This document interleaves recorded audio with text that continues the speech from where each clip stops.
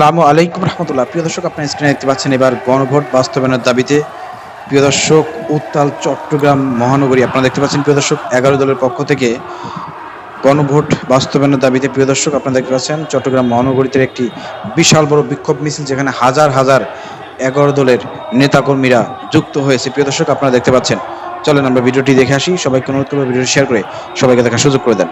প্রিয় দর্শক আপনারা দেখতে পাচ্ছেন চট্টগ্রাম মহানগরীতে 11 দলের জোটের বিশাল বড় বিক্ষোভ মিছিল গণভোট বাস্তবায়নের দাবিতে। প্রিয় দর্শক আপনারা জানেন যে গত 18 তারিখে কিন্তু ঢাকা মহানগরীতে প্রিয় দর্শক একটি বিক্ষোভ মিছিল হয়েছিল, এবং 25 তারিখে সারা বাংলাদেশে যত মহানগরী আছে প্রত্যেকটা জায়গায় কিন্তু আজকে বিক্ষোভ মিছিল হচ্ছে গণভোট বাস্তবায়নের দাবিতে। প্রিয় দর্শক এবং আগামী 2রা মে 2 মে প্রিয় দর্শক সারা বাংলাদেশের 64 জেলায় কিন্তু জেলা পর্যায়ে প্রিয় দর্শক 11 দলের বিশাল বড় বিক্ষোভ মিছিল রয়েছে।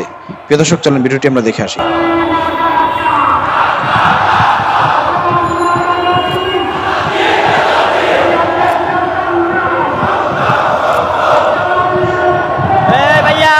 প্রিয় দর্শক আপনারা দেখতে পাচ্ছেন চট্টগ্রামের রাজপথ কিন্তু প্রকম্পিত হচ্ছে। প্রিয় দর্শক 11 দলের নেতাকর্মীদের স্লোগানে প্রিয় দর্শক প্রকম্পিত হচ্ছে চট্টগ্রাম মহানগরী। প্রিয় দর্শক ক্রমান্বয়ে আস্তে আস্তে গণভোট বাস্তবায়নের দাবিতে জামাত ইসলামের নেতৃত্বে প্রিয় দর্শক 11 দলের জোটের যে বিক্ষোভ মিছিলগুলো এগুলো আস্তে আস্তে ভারী হওয়া শুরু করেছে, এবং জনমনে কিন্তু প্রিয় দর্শক একটা প্রশ্ন উঠেছে যে তাহলে কি তারেক রহমানের এই সরকার, বিএনপি সরকার গণভোট বাস্তবায়ন করবে না?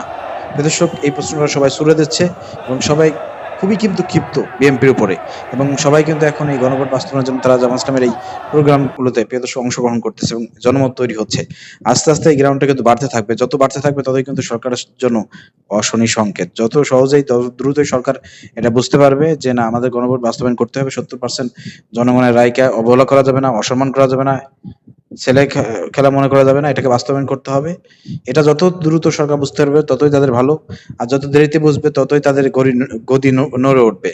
যখন দেখা যাবে যে এমন একটা সময় আসবে যখন মেনে নেবেন কিন্তু সময় থাকবে না। হাসিনা যেরকম মেনে নিছিল দাবি দেওয়া, কিন্তু সময় ছিল না, পালাইতে হয়েছে। অতএব ওই সময়টা যাতে না আসে এই জন্য আগে ভাগেই মেনে নেন, এটা আপনার জন্য ভালো হবে।